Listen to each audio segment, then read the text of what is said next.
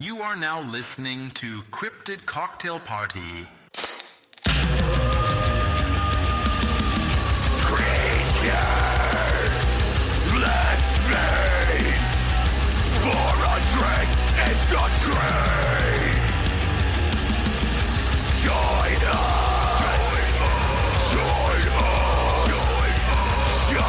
us in the fight. Cryptid Cocktail Party. Cryptid Cocktail Party. Welcome back, everyone, to another episode of Cryptid Cocktail Party, a show where we have a few drinks, share a few laughs, take a dive into the unknown. I am your host, Dave, joined as always by my wonderful co-host, Sarge. How's it going, buddy? Ahoy, hoy. Hello, everyone. Happy fucking Father's Day. Belated, because this is coming out on Monday. Happy Father's Day to you, Sarge. You're the only one out of the two of us that has children. Yeah, but you got a dog, so it's like the same thing. I got two. Yeah, there you go. There you go. That is being a father. I don't know. At this point, technically in dog years, I think they're both older than I am. So... You got a Benjamin Button situation going on. Nah, dude. They're just getting old. Yeah, you got elderly dogs. That's okay. Is it, though? Yeah, for the most part. I mean, the older dogs are funny because they just don't give a shit anymore. Yeah, it is costing me my sanity, Sarge. Okay. All right, anyways, but yeah, what's going on with you? How's your Father's Day weekend been? Funny story. Oh God. All right. I went to this nice little restaurant. Was enjoying my Saturday, and there was a place right next door, and it was like an antique shop. And so I went into it, and I don't know if you experience this, but sometimes when you go into an antique shop, you get a weird feeling, like a weird vibe off the stuff there. Like it's cursed or haunted? Yeah. Okay. Yeah, it's cursed and haunted sometimes, right? Oh, simultaneously. Yeah. So I'm walking around this store, and I'm kind of looking at stuff and getting like a weird feeling from it. So now I'm trying to figure out why I'm getting a weird feeling from it. And then I see this really cool old painting. Oh, like a Dorian Gray situation? No, it's not a person. It was a couple of old ships. And if anybody knows anything about me, I'm autistic. So I like ships a lot. I like boats.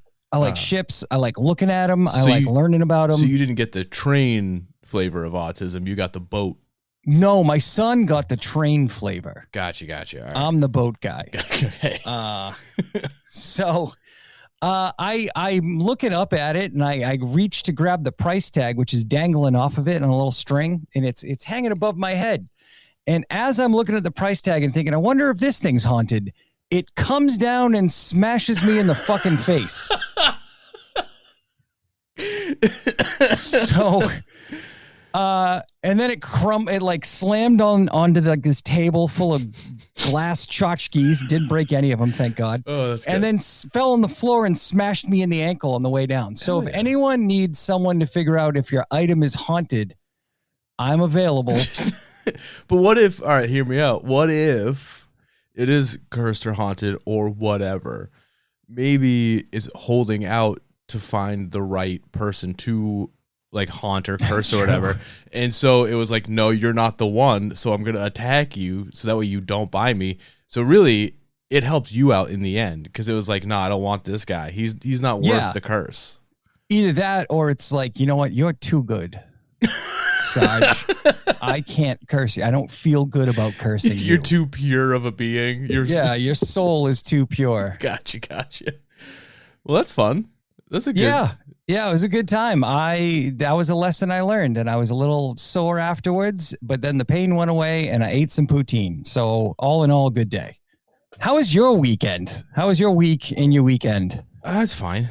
It's nothing's going on. I watched the new Punisher thing. It was all right. Okay. Yeah, that's it. I want to give a quick shout out before we go on. One more thing. I got to give a quick shout out to Scotland. Aren't you the one who has to? We have to quicken this up. Don't you have somewhere to be at 3? I know, but we got to do this. Okay, all right. Quick shout out to Scotland and Norway. Somehow you managed to consume all the alcohol in New England, and I am so proud of you. I saw that. They were fucking bars in Boston were just running out left and right. We love you guys. Please come back all the time. Yeah. Didn't they need like an emergency, like a bunch of bars need like emergency shipments from Sam Adams for Boston Lager because they fucking wiped it all out? Yeah. Wiped us out. And frankly, I appreciate that because it shows that you appreciate our bars. Yeah. I haven't heard anything like that happening in Philly because I don't think anyone gives a fuck. Well, Norway in July, I'm going to return the favor. Hell yeah, dude. All right, Sarge. It's Father's Day. I think you deserve to relax. All year you're dealing with these fucking rugrats running around. These goddamn kids. Yeah, God. So we're going to have a little beach day today. We're going to be heading to the lake. Tight. Yeah, all right. Specifically Lake Worth. So do you know where Lake Worth is? Probably not Lake Worth. I've heard of it. Yeah. I don't know where it is. It's a reservoir on the edge of Fort Worth, Texas. It's like nature center, picnic spots, boat ramps. It's all the normal stuff you'd find at a lake. And out in the middle of it, there's a little chunk of land called Greer Island. Now, in the summer of 1969, nice. Greer Island, it wasn't the peaceful nature spot it is today. It was more like a place where teenagers went so the cops didn't bother them, kind of thing. Yeah, because then the cops have to swim with their belts on, and that's hard. Well, no, it was accessible by car, but it was like a muddy dirt road. There was no street lights. It was real quiet. I hate it when they call it an island, but there's a road to it. Well, I mean, what do you mean? If it's a dirt road, then it's not an island. It's a peninsula. Dude, I don't fucking know. I'm just letting you know what's going on. Now, learn your geographic features, Dave. Now, but every town in America has this kind of place. It's the kind of spot where, you go to do hand stuff with your sweetie.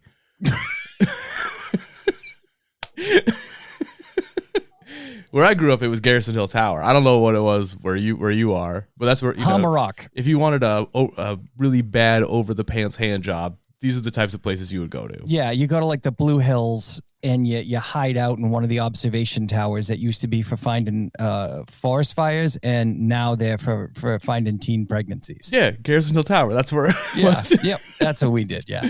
Now, as you know, in the summer of 1969, nice. Vietnam is going full tilt boogie. Woodstock is about a month away, and everybody in America is glued to the TV because in about 10 days, Neil Armstrong is going to walk on the moon. One of the biggest moments in human history is right around the corner. And Fort Worth, Texas is going to be spending that same stretch of history with a couple hundred armed rednecks standing in a field at midnight trying to shoot a goat. So this week, Sarge, my favorite kind of fucking story. This week, we're going to be talking about the Lake Worth monster. Are you familiar with this at all? No, never heard of it. Okay. I kind of gave it away a bit, but you're going to love this story. I'm so ready. So the story starts on the night of July 9th, 1969. A guy named John Reichert is out near Greer Island with his wife and two other couples. Reichert is down by the water doing a little night fishing while his wife sits in the car reading a book. All of a sudden, he hears her just fucking scream bloody murder. So Reichert runs back to the vehicle and sees something at it. Now, the details change depending on the account, but the basic story is this. Something either dropped out of a tree onto the car or came down from the branches and rushed it. Either way, something is now at the car, and it is clawing at the vehicle and trying to get at his wife through the window. So Reichert, not about to let his wife get eaten by some monster, he rushes it, and again, depending on the version, he either lunges at the thing, he either shoves it away, or just gets close enough that it just kind of fucks off. And that gives everyone there just enough time to like pile into the car and get the hell out of here. So they drive straight to the Fort Worth police station and tell officers that they were attacked by something that looked half man and half goat, covered in fur and scales. Which, I mean, for a cryptid, it's doing a lot. Yeah, there's a lot going on. Yeah, half man, half goat. Sure, that's your standard goat man package. But then you had the scales, and now you got a goat, a guy, and a fish, all trying to be the same thing. Or a lizard. It could be a lizard. Either way, dude, just pick a lane. Like, yeah. just figure out what you want. Yeah. You know what it is? It's going through that phase in college where people dye their hair. Yeah. And dabble in bisexuality for a little bit before they pick one side or the other. It's given that kind of like, it's just uncertain of its own identity. It'll find itself eventually. Or maybe not. But either way. We support you, Lake Worth Monster, but maybe, I don't know, pick a lane. But either way, the police take the report seriously enough to send 4 patrol units back out to Greer Island. They search the area, but they don't find the creature. There's no tracks. There's no monster, nothing. What they do find is an 18-inch scratch running down the side of Reichardt's car. Reichard says the creature made it with its claw-like hands, and officers agree. The marks look like some kind of claw damage. Great police work. Thanks, officers. Glad we called you. Oh, did you want to go for another swim or? Yeah. The patrolman who handled the call was a man named James McGee, and he thought the most likely explanation was a prank. Maybe somebody in an ape costume, somebody threw a dummy or an animal hide onto the car, something like that. But how that explains the 18-inch gouge in the side of the car, I don't know. But even if it was a prank, McGee knew this was an incredibly stupid way to scare people. long fucking way to go for a prank. Yeah. And kind of dangerous in a place where guns are basically given out like straws. Well, that's at what McDonald's, you know? That's what he says. He told reporters, quote, that's a dangerous way to pull a prank. Someone is liable to get themselves shot, end quote. And they did later on when all the rednecks came out. Possibly. Possibly. And you know what? I didn't even know the next part of the story, but I'm pretty confident someone gets shot. Well, we're going to find out together, Sarge. Well, I already know. But anyways, the next morning, the story hits the Fort Worth Star-Telegram. The reporter on this particular beat is Jim Mars, which, if that name sounds familiar to you, that is because Mars later became one of the biggest conspiracy writers in America. He wrote Crossfire, which was one of the major JFK assassination conspiracy books, and that book helped inspire Oliver Stone's JFK. Oh, great. Yeah. He then went on to write like Alien Agenda and a bunch of other books about UFOs, secret societies, government cover-ups, all the good stuff. But in 1969, nice. He's just a dude writing about a goat man. And the headline he writes is incredible. The headline goes, "Fishy man goat terrifies couples parked at Lake Worth." It's pure art. It's just such a good headline. Fishy man goat. Yeah. That sounds like one of Frank Zappa's kids. Fucking yeah, I got Moon Unit, Fishy Man Goat. For those of you who don't know, Frank Zappa's out of his mind. But he makes great music. He does. Yeah. So the article goes on to say, 6 terrified people told police they were attacked by a thing they described as half man, half goat, covered with fur and scales. It also says police have been hearing reports about this thing for about 2 months, but it mostly laughed them off as pranks. So this may not even be the first Lake Worth monster sighting. It's just the first one that came with six witnesses and a fucked up car.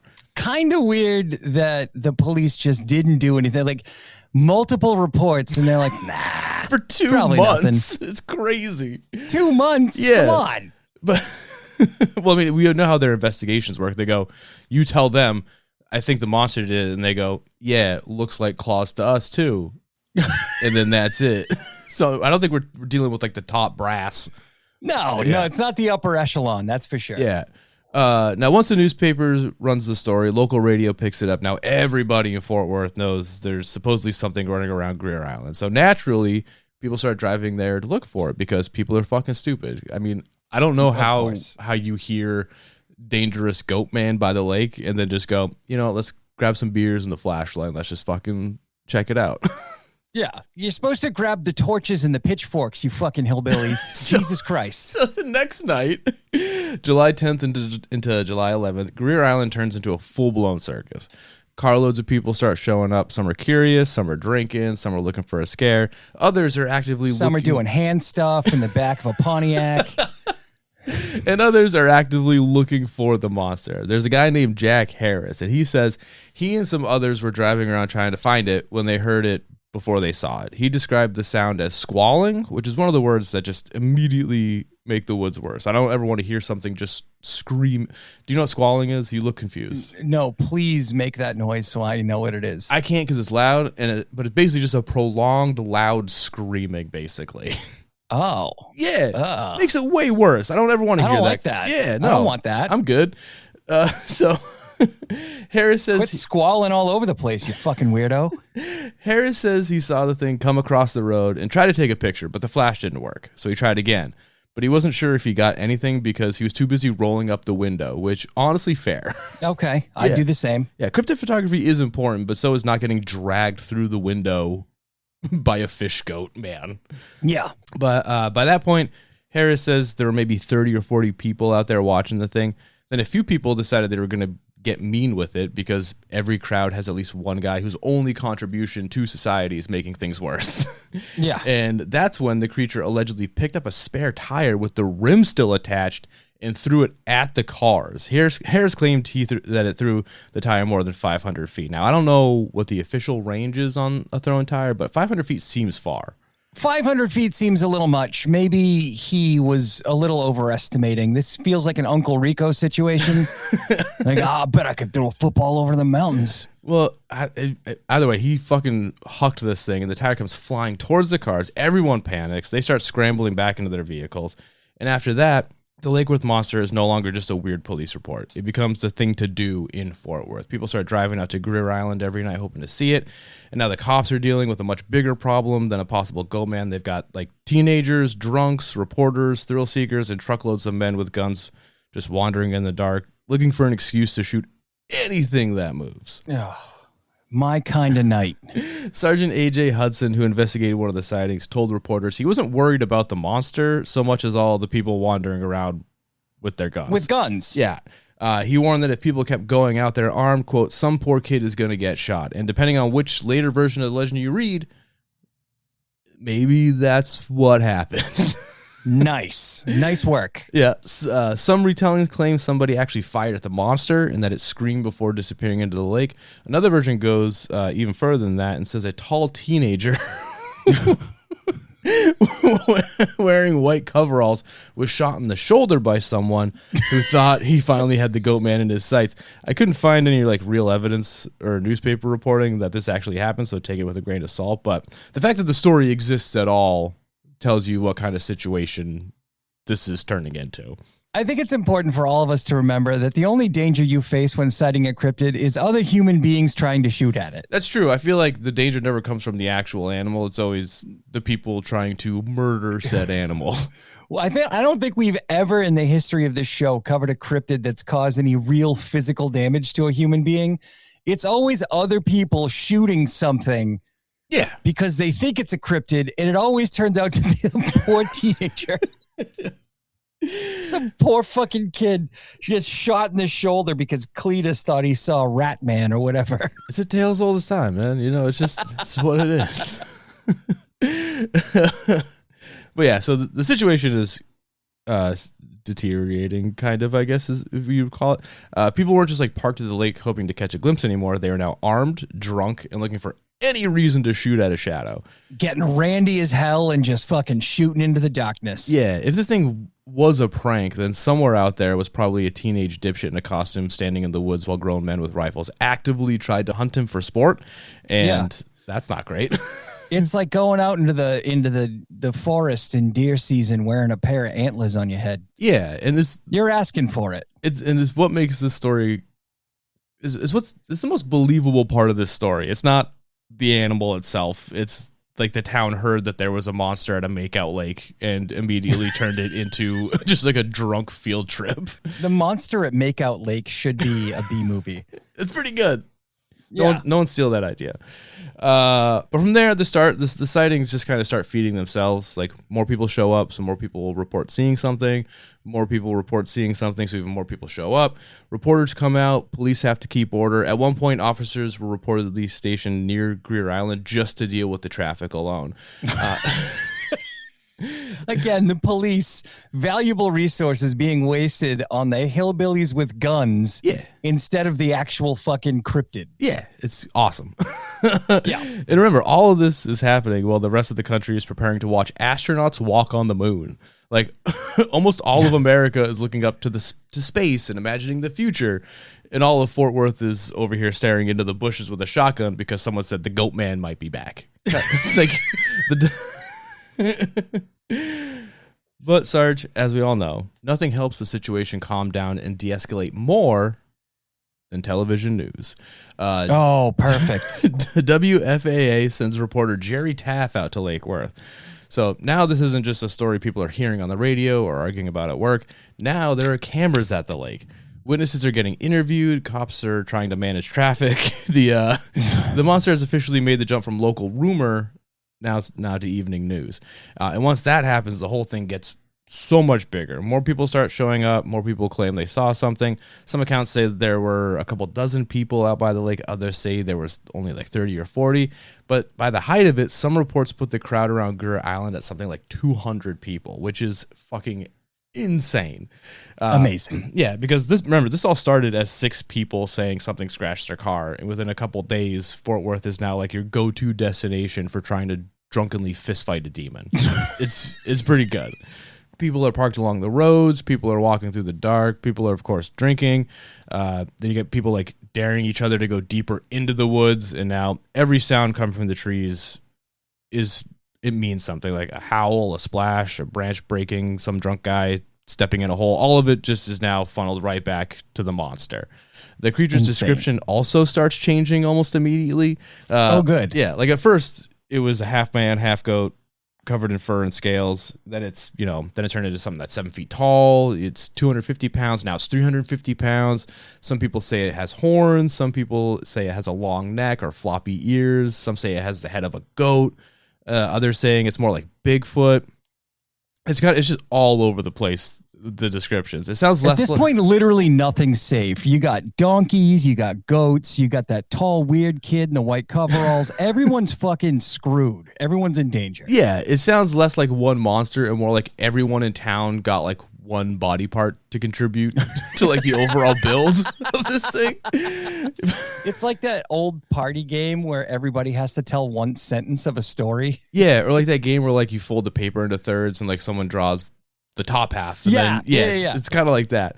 But I mean, by this point, like the details don't really matter. The monster is whatever people need it to be. If you're scared, it's huge. If you're drunk, it's probably bigger. And if you're telling the story the next day at work, it's definitely bigger. Nice. Around the same time, other stories start getting folded into legend. People in the area claim they've heard strange sounds come from the lake at night. There are reports of that it smells bad. There are stories about mutilated sheep with their necks twisted or parts of them eaten. And you see it all the time with cases like this. Like once a monster becomes famous, every weird thing in the neighborhood suddenly becomes monster evidence. Oh, yeah. Yeah. So if something makes a noise or it smells bad or you got something died on your property, like that's the monster. If a tire comes flying out of the woods, that's for sure a monster. I genuinely do not know what or who could have done that. That's fucking terrifying. But yeah, the Lake Worth monster gets famous enough that it starts getting letters. Soldiers serving in Vietnam reportedly wrote home asking about the creature. Because they weren't addressing the letters to the monster, because that's the confusing part to me. But imagine being like in an active war zone. You're opening a letter from home and finding out the big news from your town is that everyone is trying to shoot a lake goat. Like that's yeah. And you're invested enough to ask about it. Dear Mom, I'm the only guy in my platoon who survived. Anyway, tell me about the monster. Yeah. I was gonna make a war crimes joke, but I feel like that's no, we got to be careful. But that's how fast this thing spreads. It's it started out as local news, then regional news, and national weird news, and once that happens, Fort Worth isn't just reacting to the legend, like it's participating in it. People want to be part of the story. They want to say they were there. They want to say they saw it, they heard it, they almost hit it, almost got hit by it, or knew a guy whose cousin definitely shot at it. Right. Yeah. This is why I love America. And that's where Sally Ann Clark enters the story. So Clark was a Fort Worth woman who became fascinated with the Lake Worth monster while all of this was happening. So she starts collecting accounts, talking to witnesses, gathering stories, and before the year is even over, she publishes a book called The Lake Worth Monster of Greer Island, Fort Worth, Texas. That's a long goddamn title. Bit of a mouthful. Sally, slow it down a little bit. Yeah, but that book becomes a huge part of why the legend survived. A lot of later Lake Worth monster material, it all traces back to Clark and her book, but it's also tricky because Clark later admitted the book was written in a semi-fictional, tongue-in-cheek kind of way. So yeah, that's a really cute way to say she was lying. So when people talk about stuff from Clark's book, it's not always clean, like, this is exactly what happened in history. Right. I mean, some of it is eyewitness account, some of it is folklore, which is par for the course when it comes to stories and books like this. Yeah. Clark's book helped lock the monster into local legend. It gives the sightings a shape. It gives people something to point to. And it makes the Lake Worth monster feel less like a weird 2-week panic and more like something that belongs to Fort Worth. She also includes some of the stranger details, including like the mutilated sheep stories and reports from people who claim the creature had been around longer than the 1969 flap. Some people said they heard about a quote-unquote mud monster in the area before. Others claim there were old stories tied to the lake because, again, once a monster gets popular, it immediately gets a backstory because no cryptid is allowed to just show up. Like, it needs somebody's grandpa saying, like, oh, yeah, we used to hear about that thing back in the day. But even as the legend grows, the summer keeps getting weirder in small ways. The sightings don't match. The behavior doesn't match. The creature now is jumping on cars. It's throwing tires, screams from the wood. Maybe it kills a sheep. Maybe it can also swim. Maybe it can climb trees. You know, maybe it's just hanging out on the island, but also it could be near roads. It's fucking all over the place. All the accounts, none of it matches. Nothing makes any sense. Dogs and cats living together, total anarchy. But it doesn't hurt the story, though. If anything, it helps. No. A clean story has one version, but a good local legend has like 50 fucking versions, and every person in town swears theirs is the real one. Now, by late summer, the Lake Worth monster has become Fort Worth's unofficial mascot of bad decisions. People are still going down there. Police are still dealing with all of it. Reporters are still covering it. And somewhere under all of that, the original question starts to get lost. Like, was there an actual monster? Maybe. No. Was it all a prank? Possibly. Probably. Was there a bunch of bored teenagers, drunk adults, armed locals, reporters, and cops? Yeah, 100%. There was all that. Literally every time. Always. Then after like a few weeks of sightings and rumors and crowds and guns, the sightings start to slow down. By September, the Lake Worth monster basically just starts disappearing from the news. Not because police caught it, not because anyone found a body or because it was shot or trapped or whatever. It fades out right around the time school starts back up, which doesn't prove anything, but it sure kind of doesn't hurt the prank theory. No, it doesn't. Yeah, but there were still a few other stories floating around. And one of the weirder ones came from a man named Jim Stevens. Now, Stevens claimed the monster jumped right onto the hood of his Mustang one night and hung on until he crashed into a tree. Now, Jim, he's 6'4", and whatever landed on his car was taller than him, so about 7 feet. But his description is different again. He described it as big and human-like with what looked like burn scars on its face, arms, and chest. I assume it's probably from the crash, but who knows? So, or it's Seal's origin story. So now the lake Kiss from a rose on a grave. So now the Lake Worth monster isn't just a goat, fish, Bigfoot thing throwing tires all willy-nilly. Now it's maybe also a burned up 7-foot tall guy jumping on Mustangs. I don't know. At this point, it's starting to feel like the monster is just whatever scared the shit out of you that day near the lake, and less like an actual thing. Anyway, so the sightings are starting to slow down, but the Lake Worth monster doesn't disappear, at least not completely. It just stops being a nightly thing. Like the huge crowds thin out, the armed hunts slow down, and Fort Worth starts moving on with its life. But a good monster story doesn't die that cleanly. It hangs around in the wings for a bit, Sarge. It waits for somebody else to see something. A good monster doesn't die, it just fades away. Yeah, in November, somebody does. On November 7th, 1969, a man named Charles Buchanan says he was sleeping in the back of his truck near Greer Island. Around 2 a.m, he claims the monster came up to the truck, grabbed him out of his sleeping bag, and lifted him into the air, which is an insane way to wake up. Yeah, it's problematic. It's not a great way. Not a great way to wake up. Yeah, most people get startled awake by noise outside. For me, it's my dogs barking. Chuck here says he woke up because the Lake Worth monster physically pulled him out of the back of his truck, which is jarring. Now, yeah, it's a problem. Yeah. It's a problem. Now, according to Buchanan, he did what any calm, rational person would do in the situation. He threw a bag of chicken at it.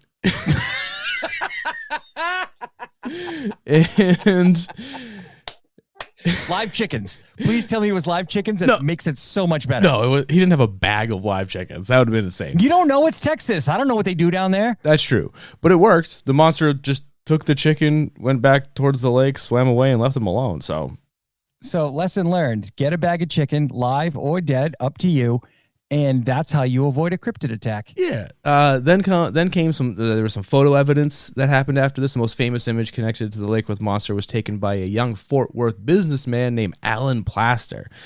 Plaster was driving near Greer Island with 2 friends when they saw something rise up from the tall grass near the road. He happened to have a Polaroid camera with him and managed to take a picture. The picture's blurry, because of course it is, and it allegedly shows a large white shape standing in the grass. Some people see a monster, some people, they see a person in the costume.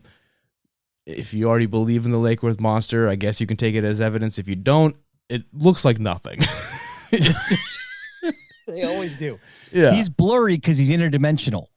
Yeah, it's and it's worth pointing out that this version of the monster doesn't really match the original one, like the what he has a photo of. Like the first reports describe something half man, half goat with fur and scales. The photo looks more like a white hairy thing, like the sheep squatch or the Copenhagen devil. Or the Yeti. Or like I said, it looks like nothing.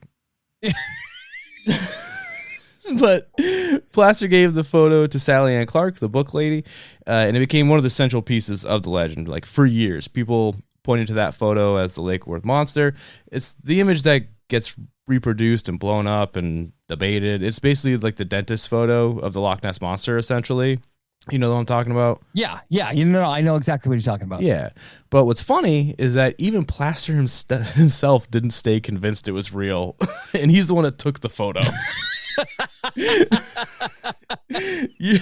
Years later, he said he thought it was probably a prank. He said that when they drove by, the thing stood up like it wanted to be seen, and that's a pretty important detail. Most wild animals usually don't wait in the grass for cars to pass by so they can rise dramatically out of whatever.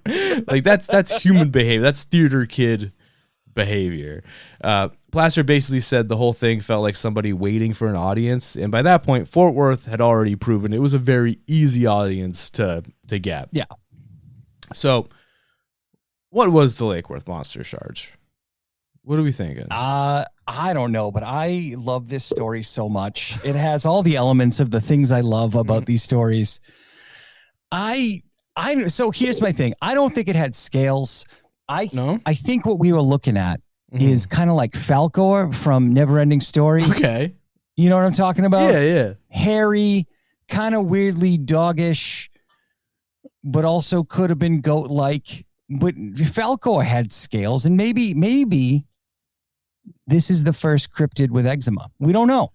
It could be, but there are some theories. We I'm not saying it's a bad one. Okay, but there are some others. One explanation at the time was that people were seeing a bobcat. Okay, that's stupid. Helmuth Naumer, I think that's how you pronounce her name. If it is, that's fucking awesome. From the Fort Worth Museum of Science and History, suggested it could have been a large bobcat, possibly one that had been kept as a pet and then released. Okay. Bobcats can scream, they can climb trees, and if you hear one at night, it can absolutely sound like something horrible is happening in the woods. No, I agree. I've definitely heard that. And you know what I didn't hear or see, more importantly? Fucking scales, you dickhead. Bobcats famously look like cats, not fucking goat/scaly fish monsters. Well, let's not get ahead of ourselves. It could explain some of the sounds, maybe even some of the movement in the trees. It does not do a great job, however, of explaining a 7-foot goat fish man throwing a tire rim. That's like, what are we doing? Well, maybe Bobcats are so small. Yeah, but maybe they were just built different in Texas in 1969. Yeah, a bobcat is built like a fucking 7-foot tall power forward for the Knicks.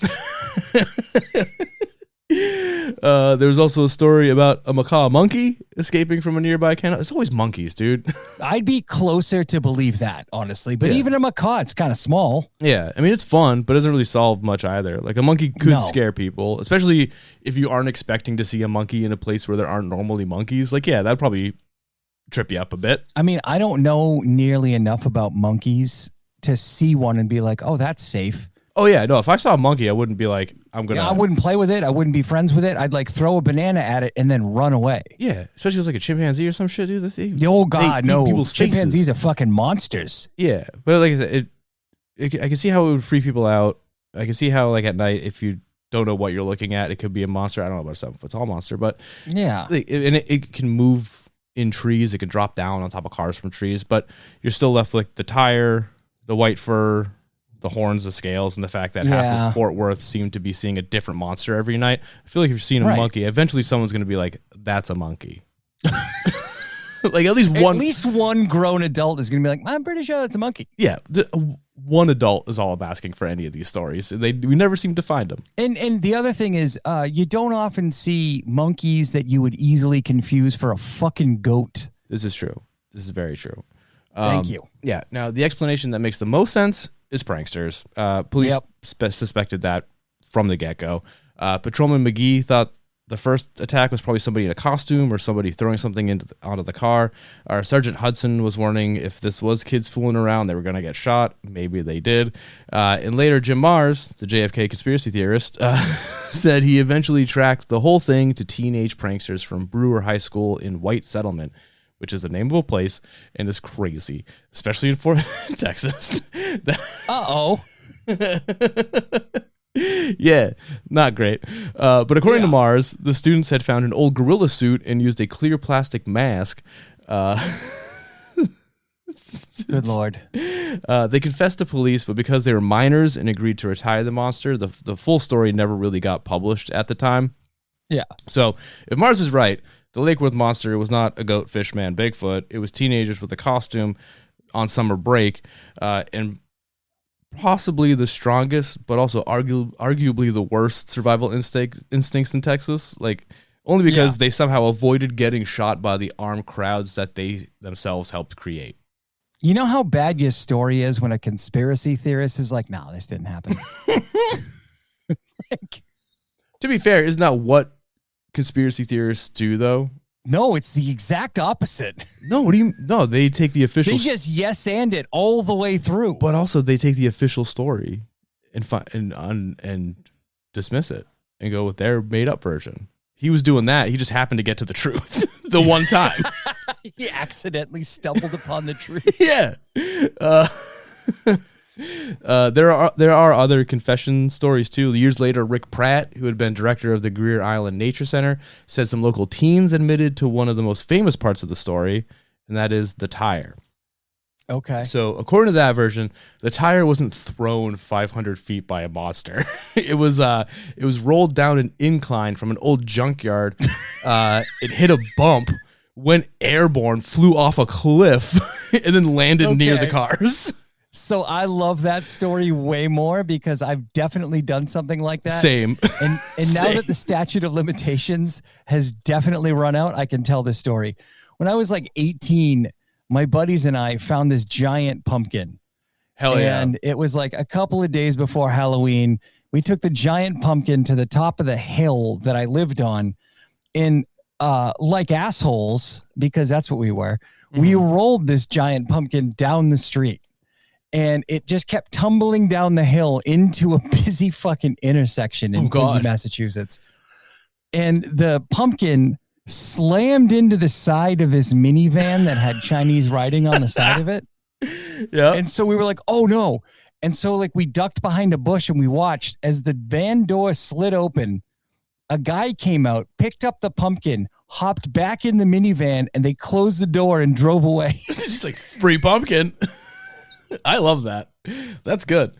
I want to know what they did with the pumpkin. I'm hoping they made it into a pie. Something. They probably were just going to the police station to report a crime. I mean, that's also. But one of the cops dust a pumpkin for fingerprints. Like, what are they gonna do? You actually probably could. Probably. Maybe, I don't know. But yeah, so that's what happened with the tire. It's just kids fucking around. It fucking launched through the air and just started. Officially my favorite part of the story. Yeah, but I mean, it's scary if you're down below on the receiving end of that tire. Fuck yeah, I'd shit myself if the fucking tire almost killed me. But also, you hear like a fucking demon scream from the woods, and then all of a sudden a tire comes at you. You know, it was just some kid going through puberty trying to warn everyone, look out! Or the scream they heard was the fucking tall teenager getting shot. It just happened to be simultaneous with the fucking tire screaming at you. God damn. Well timed. It's like that movie, what was it? Rubber, that bad horror movie about the sentient tire. Yes. Yeah. There was also an anonymous letter years later from someone claiming he and some friends had gone out to Lake Worth with homemade tinfoil masks to scare people. Even better. He said they were just trying to freak out a truckload of girls, and that feels painfully believable because Inaccurate. teenage boys. I'm sure this happened. Yeah, they've been risking jail, injury, and death to impress girls since pretty much the dawn of time. I feel like that's just yeah. Sounds accurate. Yeah, so by the end, the prank theory does have a lot going for it. The police already suspected it. Mars later said he found the pranksters. Pratt got a confession tied to the tire, and the sightings dropped off when school started. You know, obviously. It also doesn't help that all the descriptions were all over the place. The photo, even to the dude who took it, seems staged. Yeah. And the monster seemed to appear in places where bored people were already gathering and expecting to see it. But you know, there's one more part to the story that makes it even better. So the Lake Worth monster of 1969 was not the first monster panic at Lake Worth. Why am I not surprised? Back in 1947, more than 20 years earlier, people around Lake Worth had already been worked up over a lake's monster story. The version wasn't a goat man; it was more of a sea serpent or lake creature. But the setup is pretty much the same. It was the same lake, same public curiosity, same kind of like local rumor feeding itself. And depending on the telling of the story, the early monster also involved a tire. Apparently what it was is like some dude was like annoyed that there was a woman spending too much time at his dock or near his dock or something. I don't really know what the backstory is, but basically he painted a tire green and then put googly eyes on it. Essentially, and then threw it out in the lake, tied to a rope, and was pulling it back in. And I don't know if that's the full story, but that's kind of the gist of what it was. God bless America, man. God bless America. Yeah. So Lake Worth had already done a version of this before. They just did what everyone else does when a story gets over 20 years old, and they just did a reboot. I love it. Yeah. It was a gritty reboot. Yeah. It is, yeah, this is the gritty reboot of a tire with googly eyes. What they were doing is an homage to the original story by launching a tire 400 feet. Yeah, it's great. But that's why the Lake Worth monster works so well. Not because there was definitely a creature living on Greer Island. There probably wasn't. It works because of how fast a rumor can become an event. Like 6 people report something strange. A newspaper gives it the greatest headline of all time. And then the radio repeats it. The TV shows up. And then suddenly hundreds of people are standing in the dark with guns waiting for a goat man. The monster didn't. I love it. The monster didn't need to be real to be dangerous. It was mostly it was the people. But by the time it's the people. It's always the people. But by the time people believed in it, the story was already doing all the work. And if this was all a prank, then the prank worked far too well. Fantastic. Yeah, because whoever was out there, whether it be kids in a costume or guys rolling tires, a combination of all the above, they didn't just scare a few people. Like, they created a local legend people are still talking about more than 50 years later. They fucking nailed it. Those kids are legends. Right? Today, the Lake Worth monster is less of a threat and more of a mascot. The Fort Worth Nature Center has held Monster Bash events. People tell the story on tours. Writers and cryptid nerds like us still pick through old articles. The plaster photo still gets passed around, and Greer Island still has the perfect local legend setup. Dark road, water nearby, trees everywhere, and just enough history to make people look over their shoulder. But yeah, no, I don't think Fort Worth had a goat man living on ground. Don't. I don't either. Yeah, but something weird absolutely happened around Lake Worth in 1969. Not weird as in like an undiscovered fish goat demon weird, but like a city heard a rumor, grabbed its guns, drove to the lake, and turned a prank into a folklore in real time. And that's honestly a way better story. That kind of sounds like January 6th now that I think about it. But yeah, in this one instance, the cops were right from the beginning. Somebody was liable to get shot, and the only reason this story stays funny is because somehow, depending on which rumors you believe, maybe nobody did. Or maybe one poor bastard in white coveralls took a bullet because someone thought he was the goat man. That poor kid. Either way, the Lake Worth monster gave Fort Worth exactly what every good cryptid gives a town: a story weird enough to survive the facts. So there you have it, Sarge. That is the story of the Lake Worth monster. How are you feeling?